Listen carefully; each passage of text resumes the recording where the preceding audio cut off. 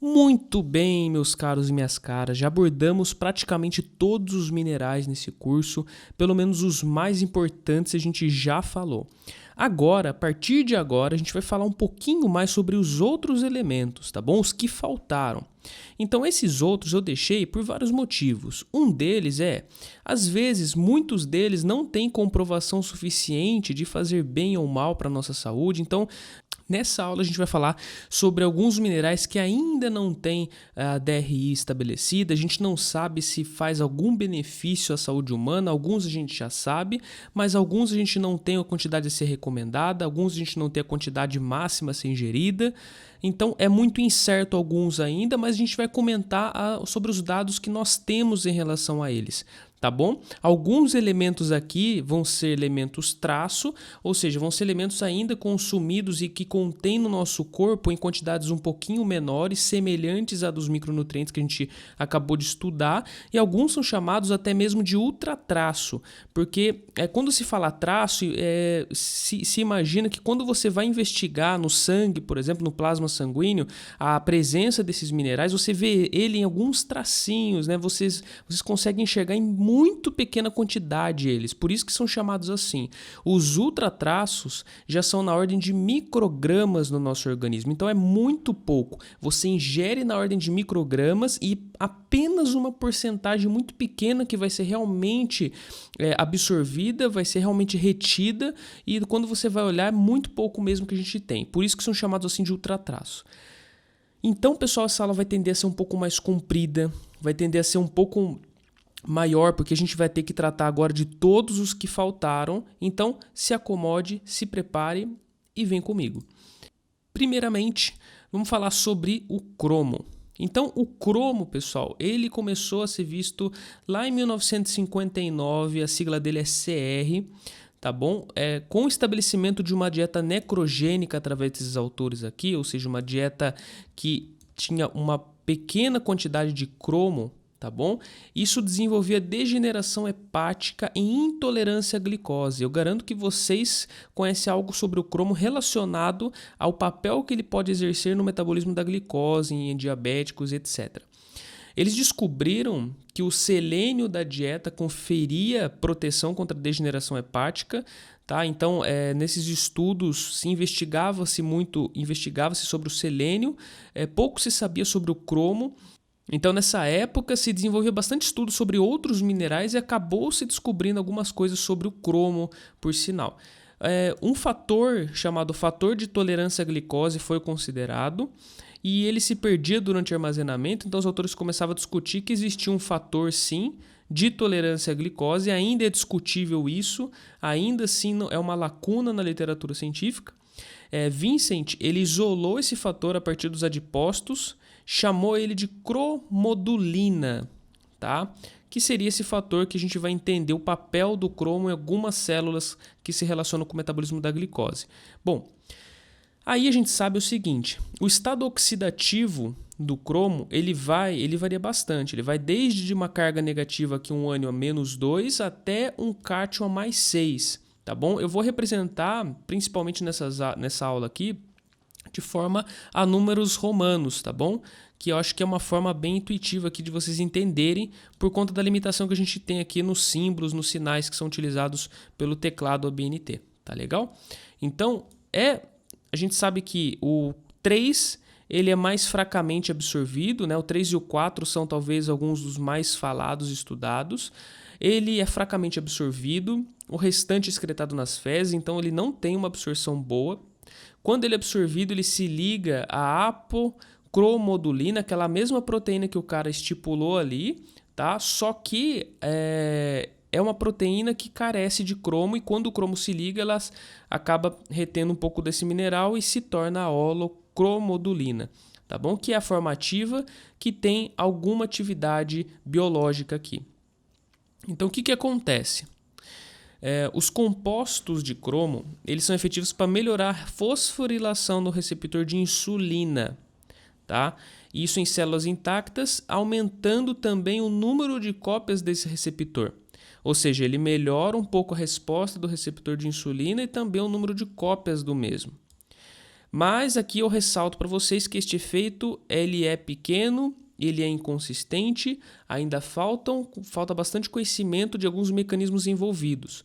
Não temos bem esclarecido o quanto o cromo colabora, mas sabemos que é um papel pequeno, perto de outros fatores que são considerados aqui quando a gente ressalta a importância do metabolismo da insulina, da glicose.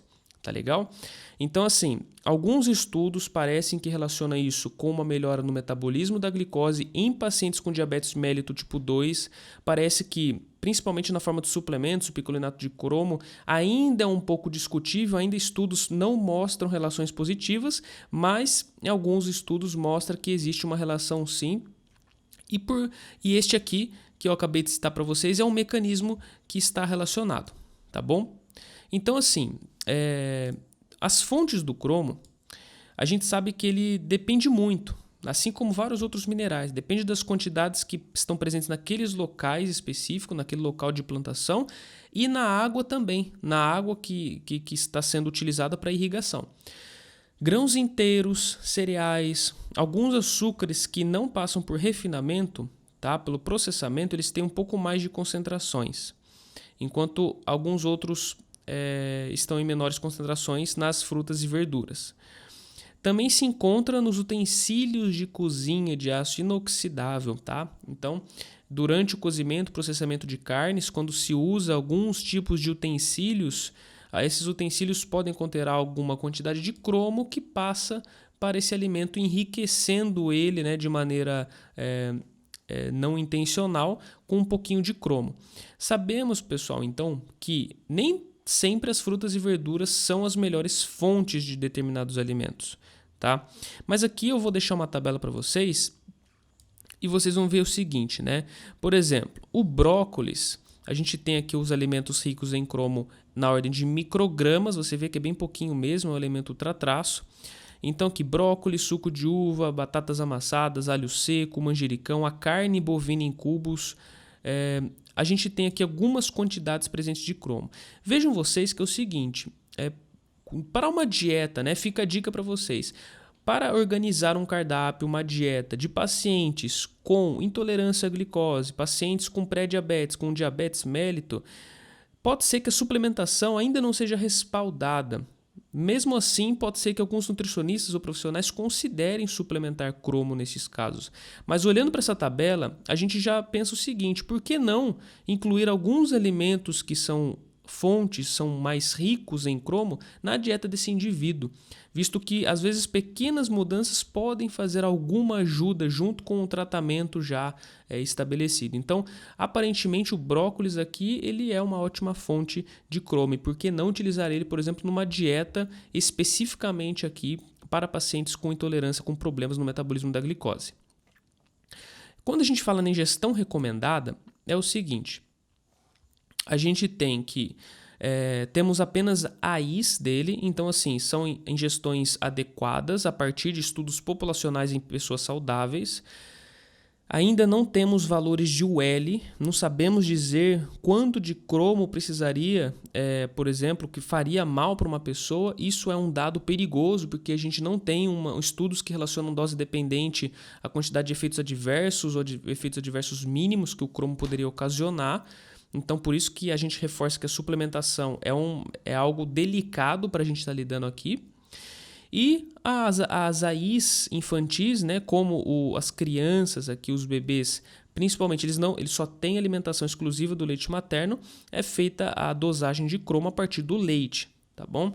Para homens e mulheres aqui, esse número vai de 35 a 25 microgramas por dia, tá bom? Sendo que para homens aqui seria de 35 e para mulheres de 25. Cabe ressaltar, né, como a gente acabou de ver, que meia xícara de brócolis contém 11.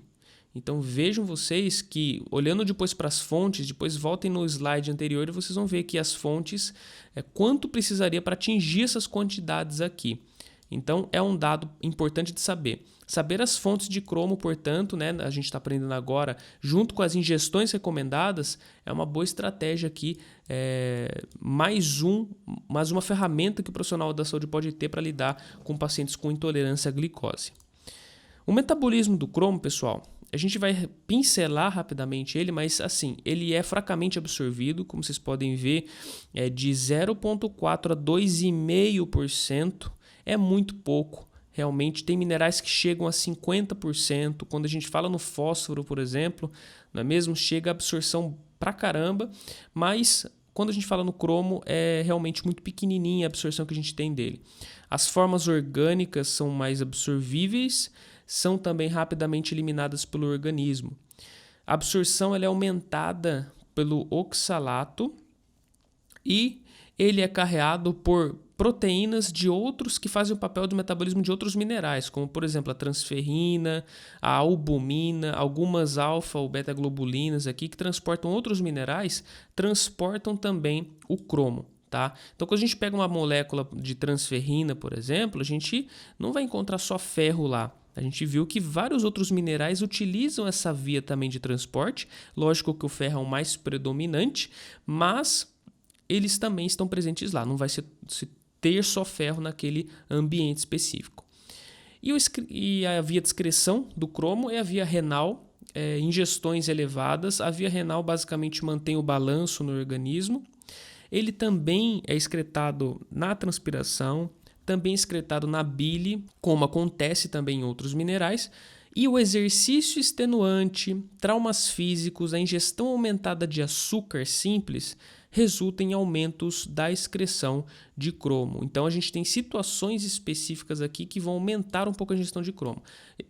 Ingestão aumentada de açúcar, talvez pela superutilização ali de alguns sistemas que usem mais do cromo ali disponível, e o exercício extenuante e o trauma físico ali, que são fatos importantes para a gente considerar que há uma chance do cromo ser excretado com maior contundência, tá bom? Qual que é a deficiência do cromo? A gente ainda não tem ao certo relatos de deficiência, tá bom? Então, assim, a gente tem alguns relatos de caso, estudos de caso, mas quando a gente olha na tabelinha que a gente estabelece como grau de evidência científica para se estabelecer um conhecimento a partir de determinado assunto, a gente vê que os estudos de caso, as opiniões dos experts que aparecem bastante em artigos, eles não são suficientes para a gente estabelecer algum guia, alguma orientação e bater o martelo sobre nada. São importantes, são informações relevantes, mas que a gente ainda não tem um respaldo, tá bom? Não existe essas evidências hoje ou da deficiência ou da toxicidade especificamente, a não ser de alguns estudos específicos.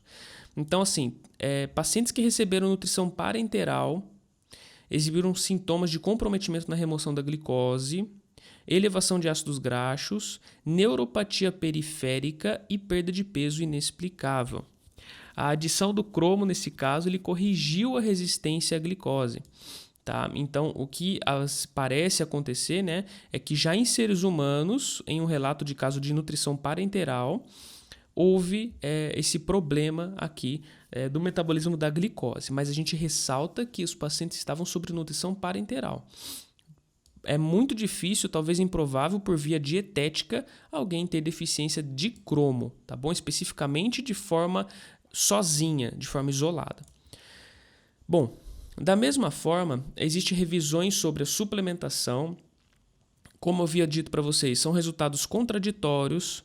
Alguns relatam melhora na tolerância à glicose, aumento, inclusive, uma melhora no perfil lipídico com o aumento do perfil de HDL, mas outros não notam efeitos significativos.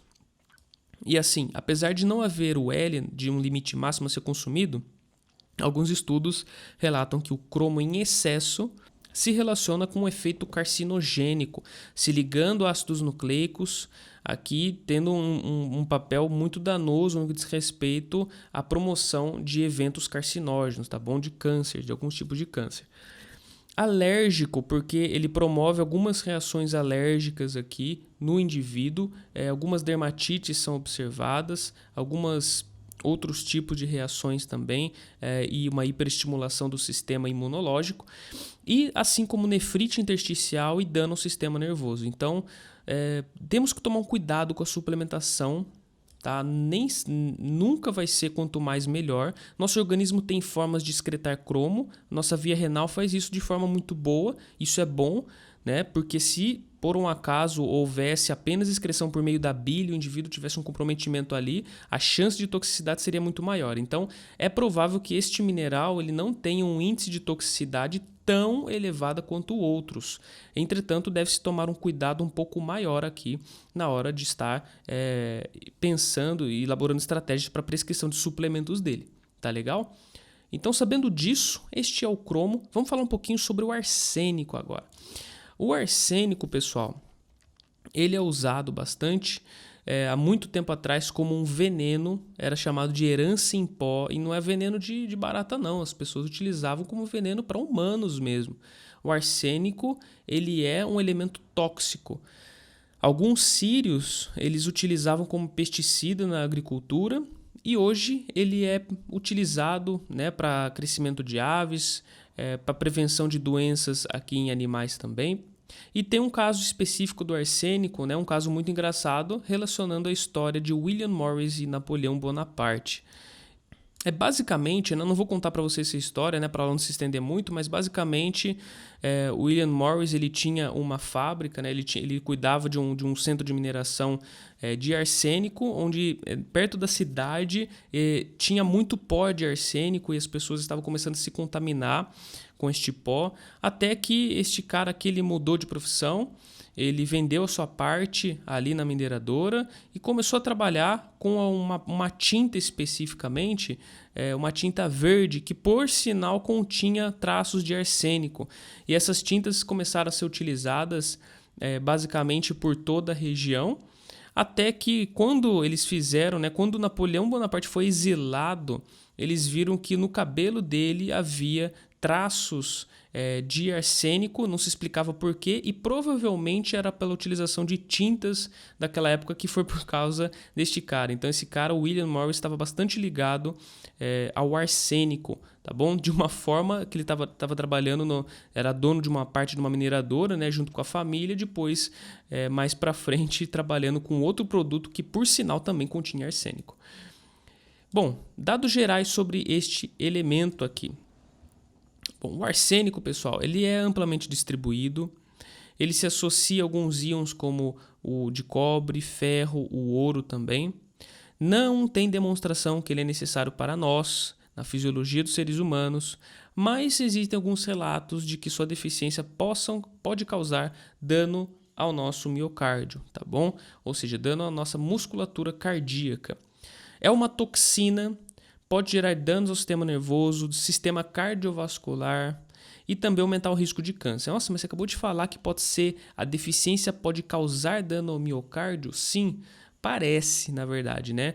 Lembra-se que sempre esses nutrientes aqui, pessoal, aliás, nem são considerados oficialmente como nutrientes, mas alguns minerais podem exercer papéis no nosso organismo, mas de forma muito pequena e muito branda.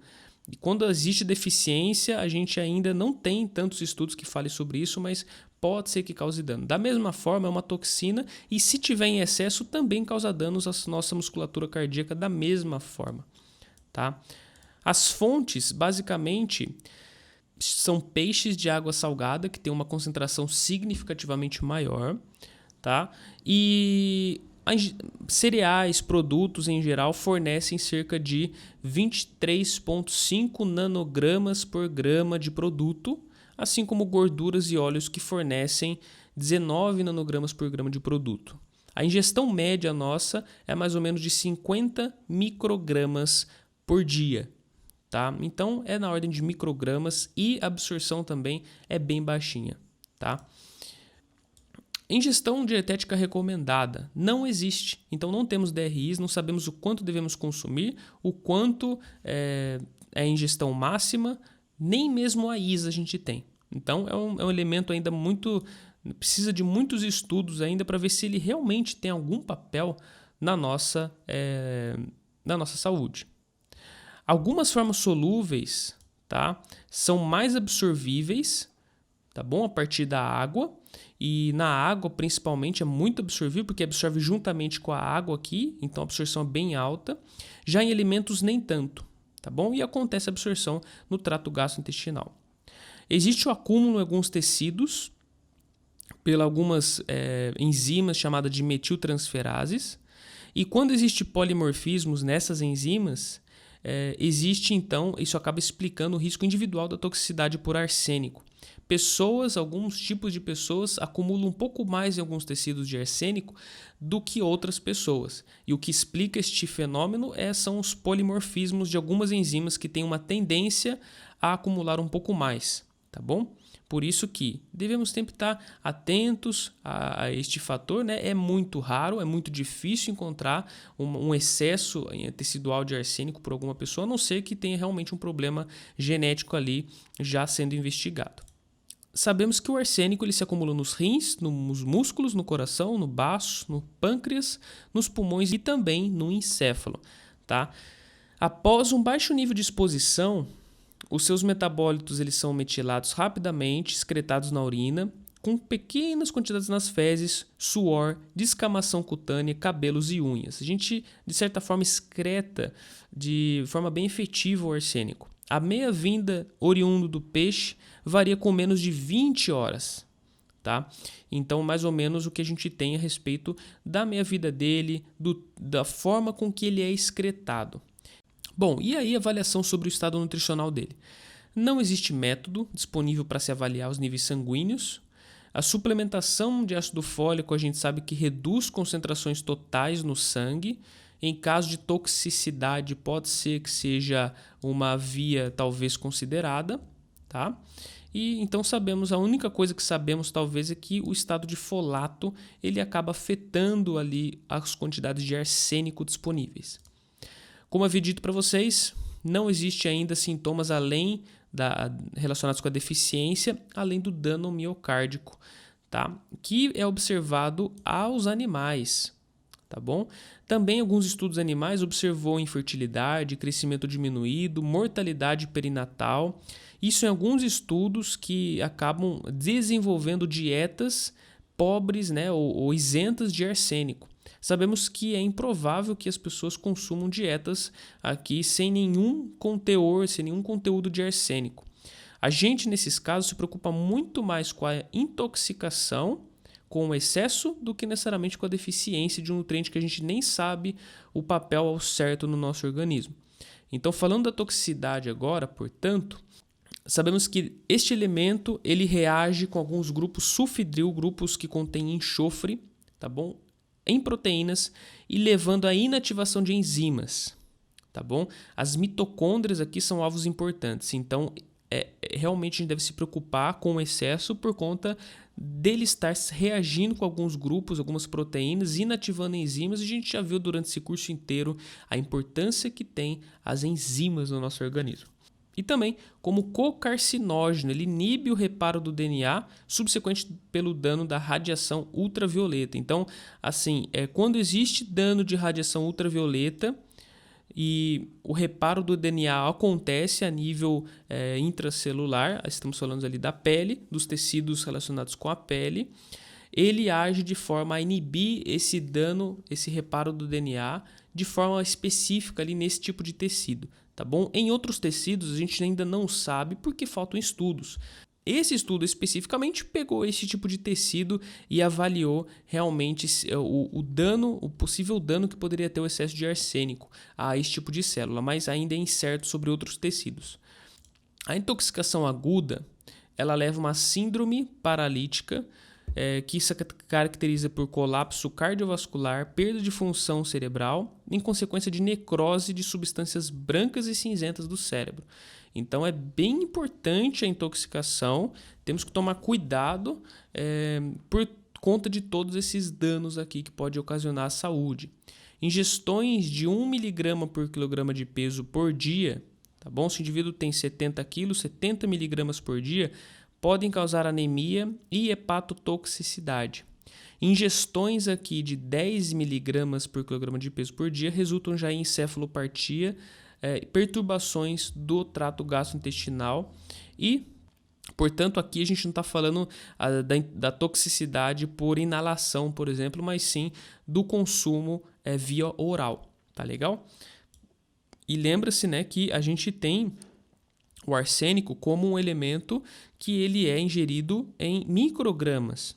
E da mesma forma a gente vê que a toxicidade já é observada em questão de miligramas. E aí a gente também tem, ainda falando da toxicidade, o consumo crônico de 10 microgramas por quilograma de peso por dia, que ainda assim está uma quantidade muito longe, né, de ser considerado uma quantidade consumível pelas pessoas. É uma quantidade bastante alta, visto que algumas pessoas consomem isso por dia, 10 microgramas, né, até menos.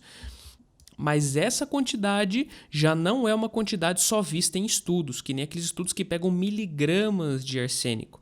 Essa quantidade já pode acontecer, tá bom? Então, aqui no caso, o indivíduo ingeria 700, se ele pesasse 70 quilos, 700 microgramas por dia.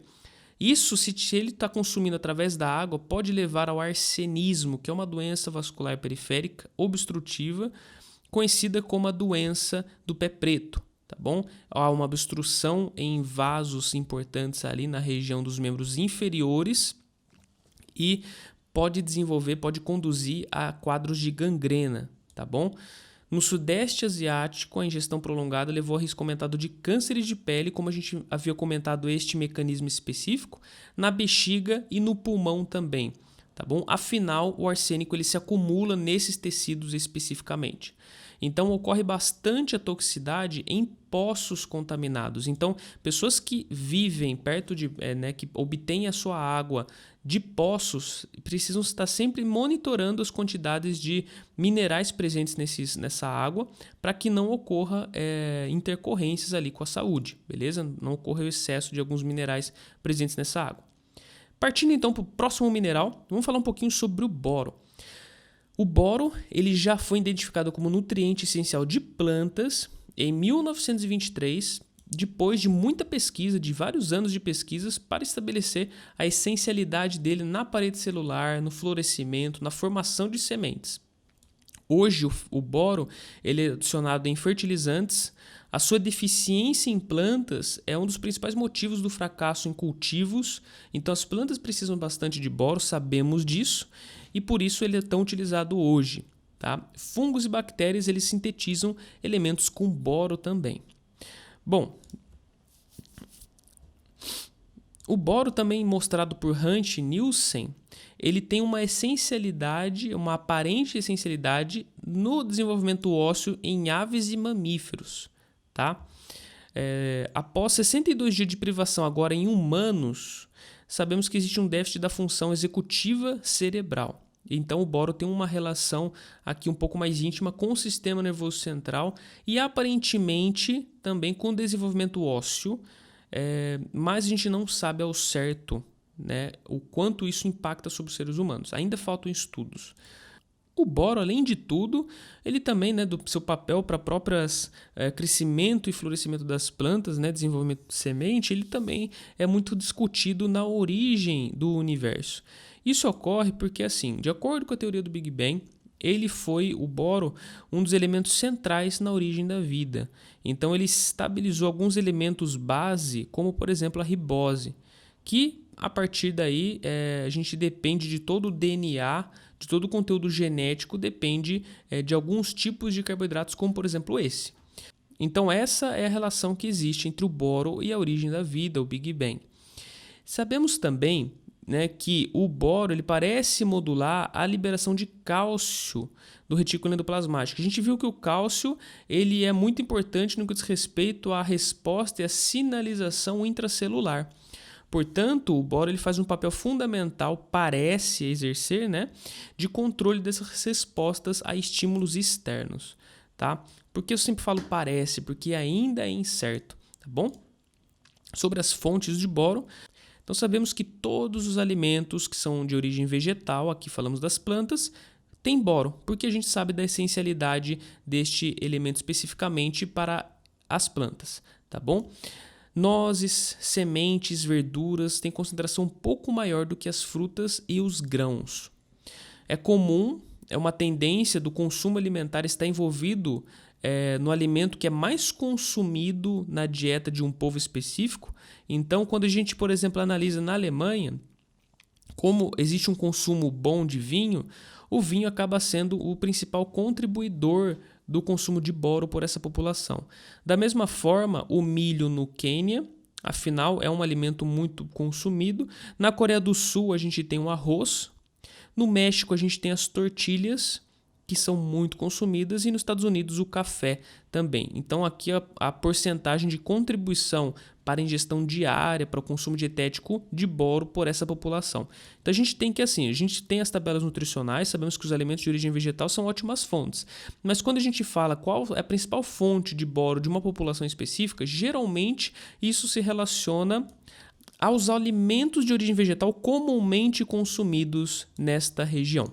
Tá legal? Não existe DRI. As ULs, elas são de 3 mg por dia para crianças, 6 mg aqui para crianças um pouco maiores, de 4 a 8 anos, 11 mg para crianças de 9 a 13, 17 mg para adolescentes de 14 a 18 e 20 mg para mulheres grávidas em fase de aleitamento materno e todos os adultos também. Lembrando que essas são as quantidades máximas, tá bom? São as quantidades que a gente sabe que a partir desse valor já vai haver um efeito tóxico muito importante. Mas não sabemos quanto seria adequado, quanto deveria ser consumido diariamente, tá?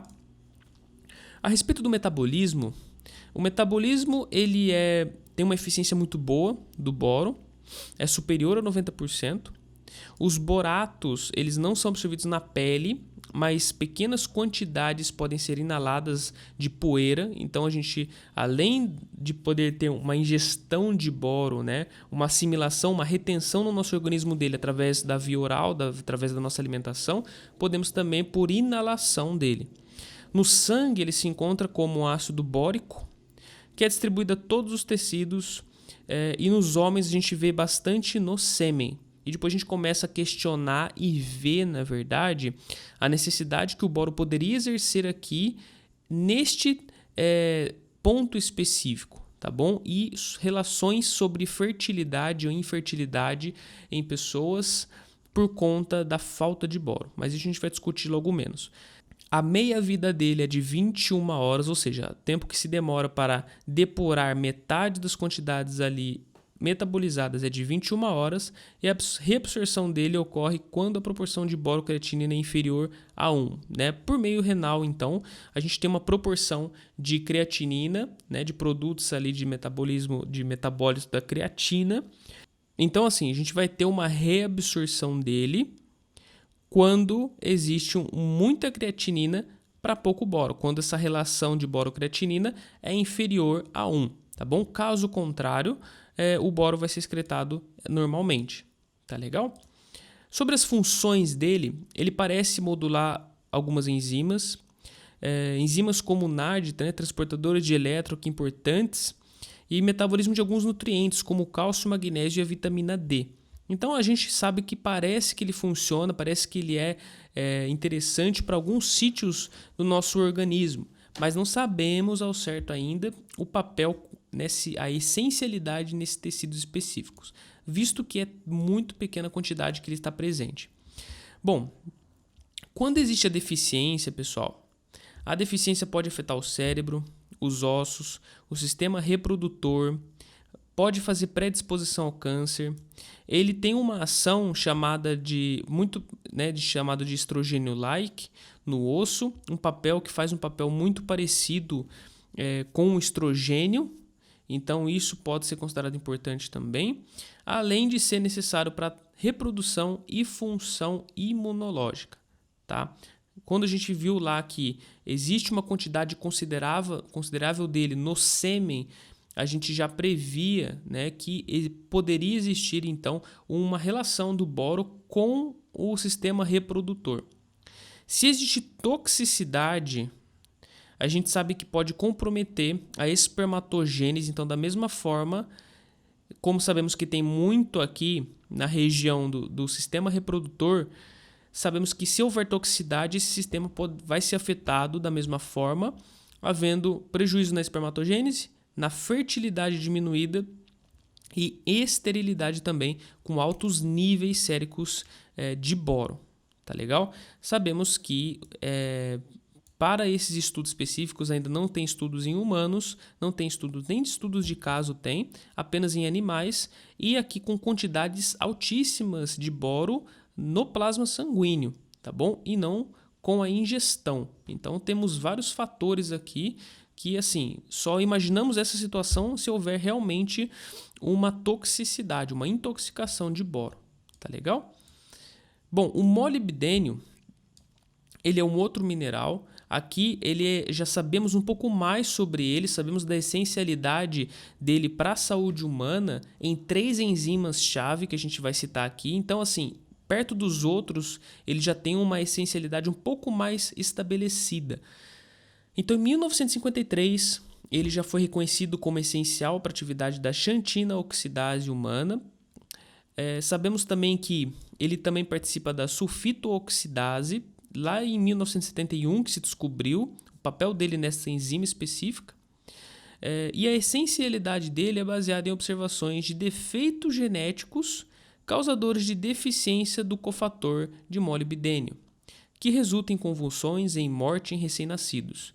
Então, quando existe uma causa genética associada à deficiência de molibdênio, isso pode ser fatal em recém-nascidos, e a partir disso que veio à tona alguns estudos relacionando papéis importantes que o molibdênio faz no organismo humano. A nossa crosta terrestre contém 1 mg de molibdênio por quilograma de crosta terrestre. Estado de oxidação dele varia, tá? De mais 4, né? do íon mais 4 até o cátion mais 6. Ele apresenta afinidade com ligantes de enxofre e de oxigênio de carga negativa, como óxidos, sulfuretos e ligantes de nitrogênio. Ele é essencial para os vegetais. Essa ligação que ele faz com esses elementos explica a função dele aqui em algumas enzimas nossas. Bom, ele é parte das molibdoenzimas.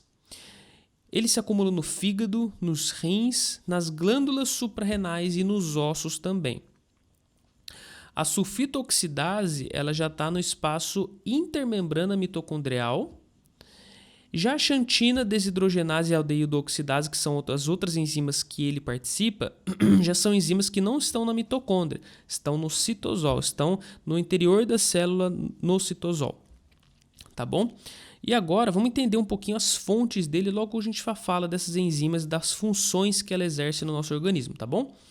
As fontes do molibdênio são alimentos que refletem o nível do solo e da água que foi irrigada esse solo, tá bom?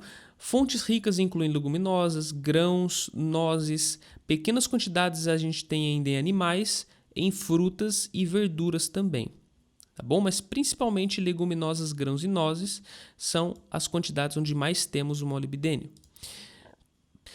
Existe um estudo muito famoso chamado de Total Diet Study, né, nos Estados Unidos, que apresentou ingestão média de molibdênio. Esse estudo ele avaliou a ingestão média de vários micronutrientes, tá, pela população. Viram que as pessoas geralmente elas fazem ingestão de 76 microgramas por dia de molibdênio para mulheres e 109 microgramas por dia para os homens. E nisso começou a se estabelecer padrões já e valores específicos para que pudesse se determinar as DRIs, né, o que a gente tem hoje de DRI. Sabemos que as ingestões adequadas para recém-nascidos termo é de 0,3 microgramas por quilograma de peso ao dia, e alguns efeitos adversos já são observados quando a ingestão é igual a 0,9 miligramas por quilograma de peso por dia, tá? E o fator de incerteza de 30 foi utilizado para se determinar o L. Então, a UL que a gente tem hoje é baseada no Total Diet Study, beleza? Juntamente com os valores de AI também. Sabemos que a média absortiva do molibdênio é alta, tá bom? Assim como a gente viu em outro nutriente também, dos outros minerais ultratraços, alguns nem tanto, mas principalmente com o molibdênio e arsênico eles são mais altas. É absorvido no estômago, no intestino, com uma taxa de absorção maior na parte proximal, tá bom? Então a parte que sai do estômago passa para o duodeno, é onde ocorre a maior parte da absorção do molibdênio. A difusão passiva e mecanismo ativo, como vários outros minerais também, tá bom? Existe a difusão, existe também alguns transportadores. Então a gente já sabe que por existir transportadores, né, a gente já espera que ele tenha um papel importante, que é seja interessante para o nosso corpo estar assimilando e retendo um pouco desse nutriente aqui. Ele é excretado principalmente na urina, sendo o mecanismo homeostático principal aqui. Então, a urina, nesses minerais, a gente está vendo que é um mecanismo muito importante para a excreção.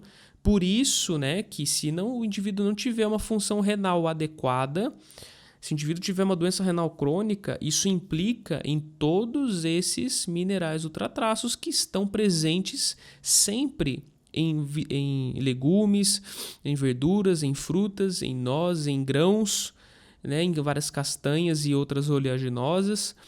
Então, devemos ficar esperto com alguns pacientes, portanto, com doença renal crônica a partir desses valores de minerais ultratraços, visto que os rins exercem um papel muito importante aqui.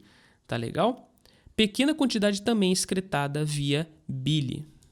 Bom, e aí vamos falar das funções, né, das 3 enzimas com que ele participa. A primeira delas aqui é a sulfitooxidase. Sulfito já vem de sulfeto, você já remete isso ao enxofre. Então, existe uma relação importante aqui do molibdênio com o enxofre. Ele é importante para a degradação da cisteína, da metionina, de alguns aminoácidos sulfurados, catalisa a formação de sulfato a partir de sulfito, tá bom? Que faz parte do metabolismo do mineral enxofre. Se houver deficiência genética, leva a um distúrbio fatal do metabolismo da cisteína e sintomas graves como retardo mental e dano cerebral ocorrem, tá? Da mesma forma, a gente tem outras enzimas que são a xantina-oxidase e a aldeído-oxidase. A xantina-oxidase faz a conversão de xantina e derivados, como por exemplo a cafeína, tá bom? Então o metabolismo de várias coisas que a gente tem no nosso organismo entra aqui nessa enzima xantina-oxidase, tá bom? Alguns chás, café, por exemplo, são alguns exemplos disso. E faz a conversão destes elementos em ácido úrico e derivados de ácido úrico também, que depois vão ser convertidos em ureia e excretados normalmente via renal. A aldeído-oxidase já é uma metaloflavoproteína, flavo, porque já vem de flavina, adenina de nucleotídeo, né? Já vem de flavina. Para quem lembra das aulas de vitamina, flavina, vitamina B2, tá bom? A própria riboflavina, tá? Essa enzima aqui, ela contém a vitamina B2, o molibdênio e o ferro também, e um pouco mais de ferro. Então, a proporção que se encontra é 1:1 de molibdênio e vitamina B2 e 4 para ferro. E ela é importante para a formação de cotinina, tá bom? Que é um dos principais metabólitos da nicotina, encontrada bastante na urina dos fumantes. Tabagistas, principalmente, necessitam, portanto, do molibdênio, do ferro e da vitamina B2 para a formação de cotinina, tá bom? Para metabolizar a nicotina. Então, se esse processo não ocorrer, a gente vai ter níveis inadequados e possivelmente danosos de nicotina não sendo metabolizada, tá bom? Por isso aqui em tabagistas especificamente. Sabemos que, em relação ao estado nutricional, varia muito as concentrações sanguíneas de molibdênio. Então, assim, ingestões mais altas acompanham valores sanguíneos mais altos também. Se o indivíduo tem 5 nanomol por litro no sangue, a gente já sabe que isso remete a uma ingestão de 22 microgramas por dia. Já quantidades praticamente 4 vezes maiores aqui, no plasma sanguíneo, a gente já vê também uma ingestão de basicamente quase, vamos chutar aqui, 20 vezes maiores. Então, lógico que não vai ser exatamente 1:1, não vai ser a quantidade que o indivíduo vai consumir que vai aparecer no plasma sanguíneo. Sabemos que nem tudo é absorvido, muito se perde e muito também é excretado, tá bom? Então, nessa quantidade aqui, isso vai ser excretado. E sabemos também que uma dose bem cavalar aqui, 1.490 microgramas por dia, já remeteria ao dobro aqui do valor do plasma sanguíneo em 44 micromol por litro. Tá legal? Bom, em relação à deficiência e toxicidade. O tungstênio, ele tem um raio iônico, ele é um outro mineral que tem uma estrutura eletrônica muito similar com o molibdênio. E ele forma um complexo com a molibdopterina que ativa essas molibdoenzimas. O excesso de tungstênio pode interferir, né, no metabolismo do molibdênio e conduzir a uma deficiência, tá bom? Por diminuição nessa atividade das enzimas relacionadas com este mineral. Entretanto, a gente sabe que isso é raro porque o tungstênio ele é menos encontrado no ambiente. Então, isso só seria válido de estar ressaltando se o indivíduo tivesse contato com o tungstênio especificamente. Aí, quando falamos na xantina oxidase, na sulfita oxidase, nessas enzimas específicas que o molibdênio participa, indivíduos que têm contato maior com este tipo de mineral devem ter um cuidado especial aqui no que diz respeito à proteção. A deficiência da sulfita oxidase, agora falando dessa enzima em crianças, um estudo de caso relacionado com um erro inato do metabolismo, tá bom? Não é uma deficiência de molibdênio, mas sim um erro inato, um erro genético, conduziu a sintomas como convulsões, retardo mental, deslocamento das lentes oculares, aparecimento de um aminoácido incomum também, que é a S-sulfocisteína, provavelmente por conta da má metabolização e má conversão ali de aminoácidos essenciais sulfurados como a cisteína e a metionina. E isso apareceu no plasma e na urina, tá bom? Apareceu bastante níveis elevados também nesse mesmo estudo de sulfito, de tiosulfato e de taurina também.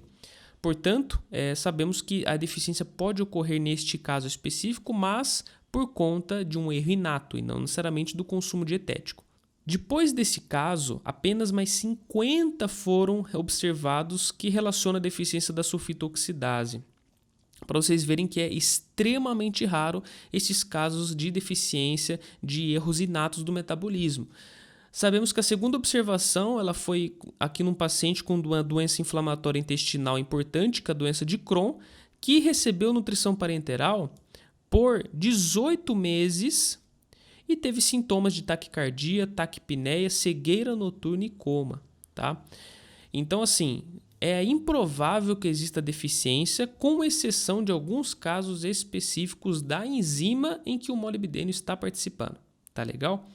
Não existem relatos de nenhum efeito benéfico ao uso de suplementos e uma toxicidade aqui relatada em ratos causou insuficiência renal a níveis de 80 miligramas por quilograma de peso ao dia, mas não em 40 miligramas por quilograma de peso ao dia. Esse estudo procurou investigar qual o nível de toxicidade deste elemento especificamente e viram que níveis elevados, aqui em determinado nível de elevação de molibdênio, existe um prejuízo, portanto, a nível renal, tá bom? Causando e conduzindo a uma insuficiência renal.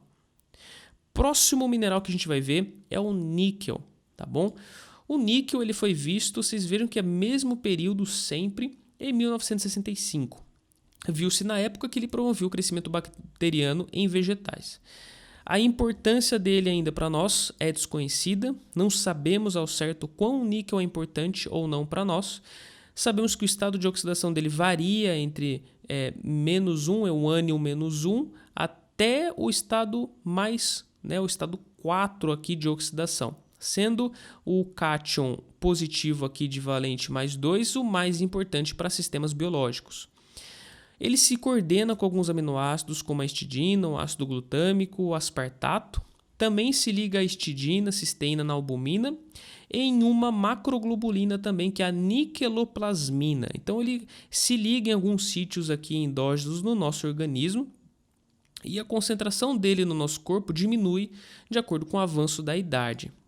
Em 1984, nesse mesmo estudo de Total Diet Study, que se estabeleceu a ingestão dietética de alguns minerais e vários nutrientes na população dos Estados Unidos, né? Esse estudo, pessoal, não havia comentado com vocês, mas ele foi conduzido pelo grande órgão aqui de controle de fármacos e alimentação dos Estados Unidos, que é a Agência Federal dos Estados Unidos, Food and Drug Administration. Bom, nesse estudo eles demonstraram que a ingestão de níquel de bebês e crianças era de 69 a 90 microgramas por dia, enquanto em adolescentes era de 71 a 97 microgramas, em adultos 74 a 100 microgramas por dia e em idosos 80 a 97 microgramas por dia. Os principais fontes aqui são pratos mistos, sopas, grãos, vegetais, leguminosas e as sobremesas também aqui nesta ordem, tá bom? Do mais importante, do mais que prevaleceu aqui como uma ingestão maior, como um conteúdo maior do níquel em relação às sobremesas que apresentaram conteúdos menores. Oleaginosas, leguminosas, chocolate têm concentrações maiores. Não temos RDA. Efeitos adversos eles não foram observados quando foram ofertados 5 mg por quilograma de peso por dia. Então, aparentemente, o níquel ele não é tão tóxico quanto outros elementos, mas não sabemos ainda, não temos esses dados tão consolidados na literatura científica. Em relação ao metabolismo e às funções, ele é precariamente absorvido, talvez explique a baixa toxicidade dele. Então, ao contrário, por exemplo, dos que a gente acabou de ver, em que a ingestão beira 87 a 90, até um pouco mais, 90% de absorção de retenção, o níquel só é absorvido em 1 a 5%. Ele aumenta em condições onde existe uma baixa disponibilidade tanto de níquel como de ferro também, pois ele também utiliza algumas vias relacionadas com o ferro. Então, nessa condição específica, anemia ferropriva, a gente pode ver que além da absorção de ferro aumentada, pode existir uma absorção de níquel também um pouco mais aumentada, dependendo do indivíduo, da situação, do alimento, da região e de vários outros fatores, tá bom? Quais as funções dele no nosso corpo? Não sabemos. Então, não existem estudos que comprovem nenhum efeito benéfico para nós. Em suínos e ratos, a deficiência dele já foram encontradas como retardo na maturidade sexual, mortalidade perinatal, o pelo mais áspero e a desorganização do retículo endoplasmático rugoso no fígado.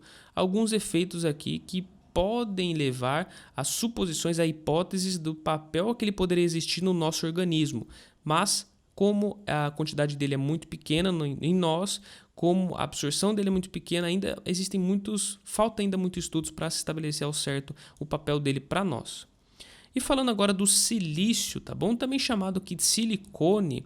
O silício, pessoal, quando ele se faz uma conformação juntamente com oxigênio, a gente considera ele como silicone, tá bom? Em 1972, se observou anormalidade nos ossos, nas articulações e na pele e penas também de algumas aves e ratos com deficiência em silício. Resultados não foram reproduzidos em outros estudos. Então, apesar desse estudo aqui ele ter sido um pontapé para que se possa determinar uma possível essencialidade para seres humanos, né, e para esses próprios animais, a gente ainda não sabe ao certo, pois outros pesquisadores não conseguiram reproduzir esses resultados.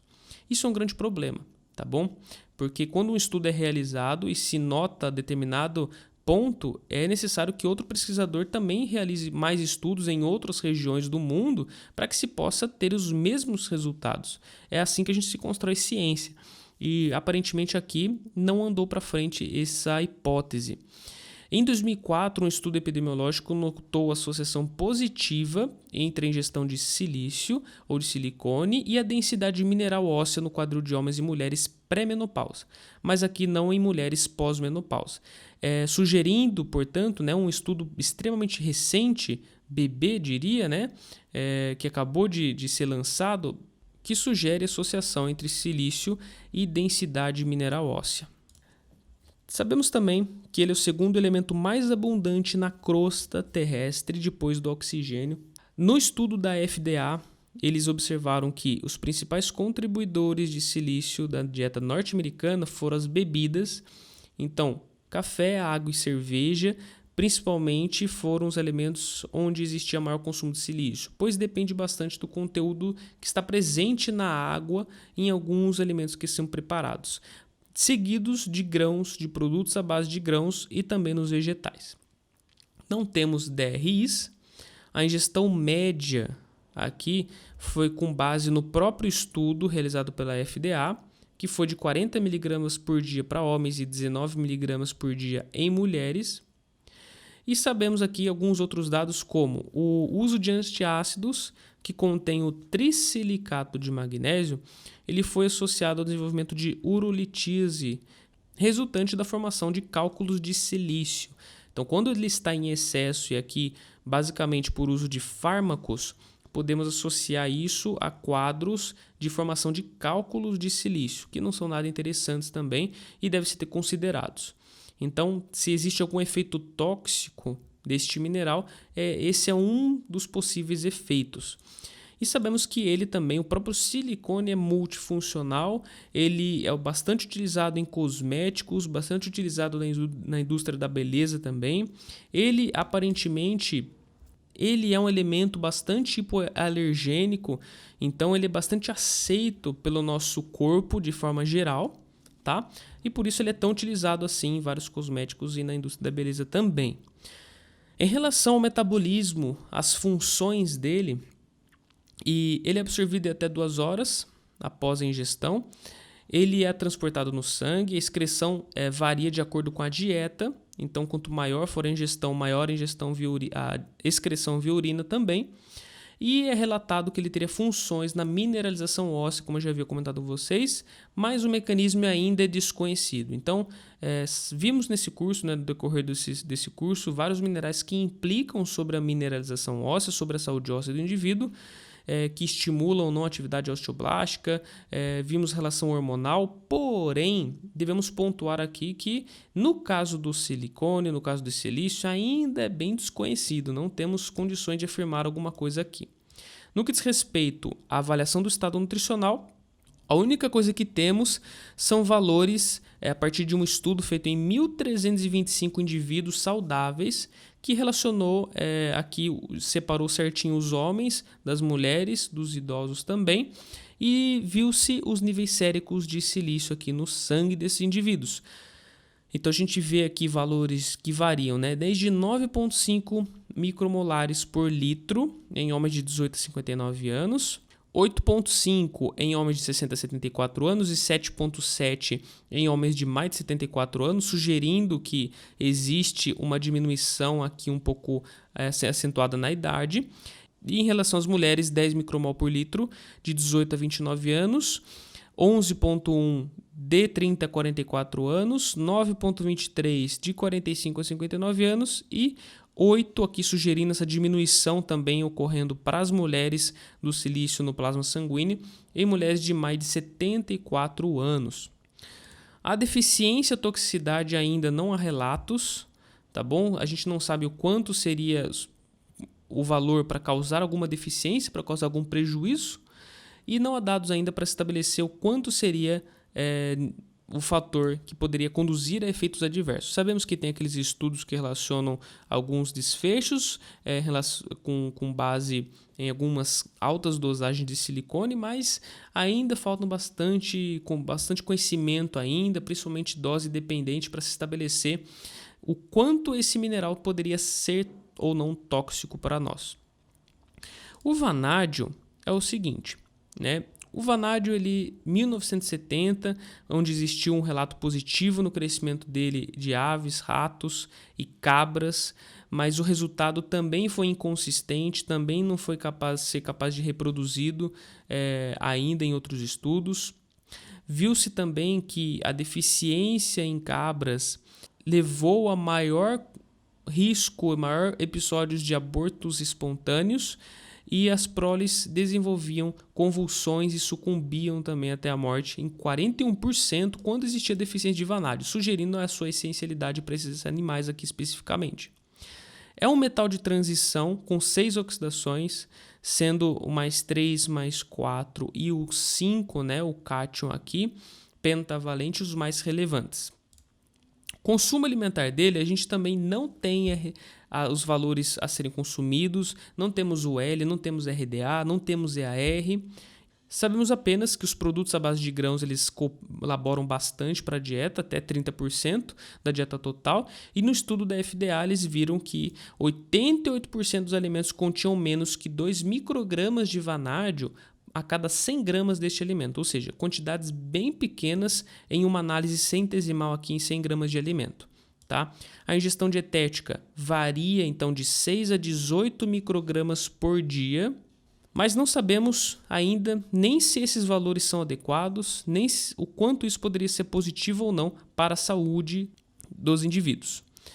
Bom, vemos também que ele é muito pouco absorvido, então a ingestão dele é bem baixa e a absorção dele é bem baixa. Ele acaba usando de algumas proteínas do metabolismo de outros minerais, como por exemplo a transferrina, ferritina, ligantes de ferro em geral e a lactoferrina também. Então, basicamente proteínas relacionadas ao metabolismo do ferro, ele se liga bastante, o vanádio. E ele é rapidamente depurado do plasma, ele pode se acumular nos rins, no fígado, nos testículos, ossos e baço, tá bom? Não há dados sobre a toxicidade dele, não há dados sobre a deficiência também. Possivelmente, ele pode ser um carcinógeno através de um estudo onde houve inalação do pentóxido de vanádio em animais, tá bom? Mas ainda assim é um caso à parte, não tem relação com a ingestão dietética. E é isso que a gente tem a respeito do vanádio. É bem pouco que a gente tem a respeito desse nutriente específico, ou melhor, desse mineral que a gente nem pode chamar de nutriente então. Bom, e aí a gente tem o cobalto, nosso último elemento aqui, ultratraço. E o cobalto ele é conhecido por fazer parte da vitamina B12, da cianocobalamina. Então, por isso que a vitamina é chamada dessa forma. Sabemos que existe 1 micrograma a cada 100 ml do nosso sangue, nosso plasma sanguíneo, né? não do sangue total aqui, de cobalto. Sabemos que este mineral também compartilha dos transportadores de ferro, então olha só quanta gente acaba utilizando os mesmos transportadores de ferro, não é mesmo? Então é lógico que os transportadores foram nomeados desta forma, foram proteínas que foram nomeadas dessa forma, existe um teor maior de ferro nelas, por isso são denominadas assim, mas de certa forma não podemos atribuir essas proteínas relacionadas do ferro, tá bom? A transferrina, a lactoferrina, aqui falando aqui no leite materno, não podemos relacionar apenas com o transporte de ferro. Não existe apenas ferro nelas, mas vários outros minerais ultratraços, como a gente acabou vendo no decorrer dessa aula. E o cobalto, todas as funções, fontes, deficiência, toxicidade, a gente já pode relacionar com a vitamina B12. Tá bom? Então, assista a aula de vitamina B12 novamente, que vocês vão entender as funções, a deficiência, a toxicidade do cobalto aqui especificamente. Portanto, hoje a gente não tem dados na literatura que dissociem o cobalto aqui, fazendo um papel à parte, fora da vitamina B12. Então, pessoal, por enquanto é só. Espero que vocês tenham gostado desse curso de minerais. Essa aula foi um pouco mais extensa, um pouco mais comprida. Falamos de forma um pouco mais breve também sobre esses minerais ultratraços, porque não é o foco do nosso curso aqui tratar sobre alguns desses minerais que ainda não têm respaldo científico, mas que é muito importante vocês terem conhecimento disso, conhecimento de que não existe respaldo científico ainda desses minerais, que ainda faltam muitos estudos, caso vocês acabem escutando algum dia alguém defendendo algum mineral ultratraço, que você vai ver e não existe nem estabelecimento das DRIs deles ainda. Tá legal? Portanto, pessoal, espero que vocês tenham gostado. Não esqueçam de estudar o material de apoio, não esqueçam de estar fazendo suas revisões também. Daqui 2, 3 meses que você terminou esse curso, faça suas revisões, que é importante para você estar sempre lembrando de todo esse conteúdo que a gente viu durante esse curso aqui. Tá legal, pessoal? Então, obrigado por acompanhar até aqui. Um grande abraço para vocês e bons estudos!